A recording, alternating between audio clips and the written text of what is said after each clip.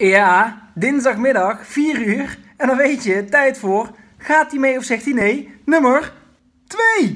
Gaat hij mee? Gaat hij mee? Gaat hij mee? Gaat hij mee? Gaat hij mee? Gaat hij mee of zegt hij nee? Lekker, dit is weer tijd voor een spelletje en misschien wel een relletje.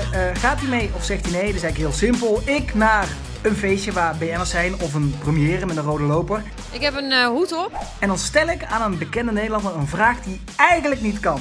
En de grote vraag is dan... Gaat hij mee of zegt hij nee? Ik heb een speciale reporter vandaag op pad gestuurd. Die is bij Ilse de Lange, weet je wel, jurylid van The Voice of Holland, maar ook zangeres van 1000 hitjes. Lex, jij bent op dit moment op locatie of niet? Kom er maar in. Ben jij nog überhaupt geïnteresseerd in iets anders dan muziek? In eten vind ik heel erg leuk. Dat is niet te zien. Nou ja, daar moet ik dan ook wel weer veel voor sporten, want anders is het echt wel te zien hoor. Ilse de Lange, we staan natuurlijk aan de vooravond van de EK-voetbal, van de Olympische Spelen. Het frappante is natuurlijk nu dat Nederland, de Nederlandse sporters zijn zich aan het plaatsen voor die Spelen in Londen straks. Eén toptalent, de synchroonzwemster Samantha Ukulele, kan niet mee. Wat verliest Nederland sportief gezien aan Samantha Ukulele? Ja, Samantha Ukulele, ja. Die bestaat natuurlijk helemaal niet. Ik heb er echt uit deze grote duim gezogen. De vraag is nu, gaat hij mee? Gaat Ilse mee? Of zegt ze, nee Lex, jij zit te lullen, ik trap je niet in.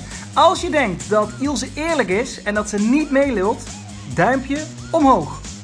Ik ben benieuwd, Ilse. Gaat hij mee of zegt hij nee? Eén toptalent, de synchroonzwemster, Samantha. Samantha Hupsel. Ja, die mag dus niet... Dat vind ik echt zo belachelijk. Ja. Ja, met name omdat ze ook dat speciale badpak had natuurlijk, waardoor ze sneller kon. Ja. Ja, dat vind ik toch belachelijk. Wat verliest Nederland sportief gezien aan Samantha Ukulele? Ik moet zo elke keer luisteren naar jouw vragen voordat ik zeg ja of zo. Ik word er helemaal gek van. Ja. Nou, vooral de lange mooie blonde haren. Ik bedoel, het was toch een icoon. Nu al, zeg maar. En ik vind, daar waren veel mogelijkheden mee geweest, ook met sponsoring en zo. Volgens mij kon ze ook best wel een beetje zingen, dus ik zag daar wel wat in. Laatste woorden voor Samantha. Jammer, maar helaas.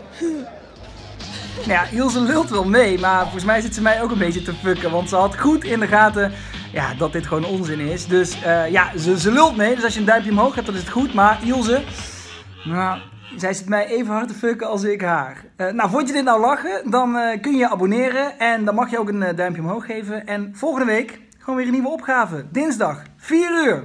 Tot dan. Later.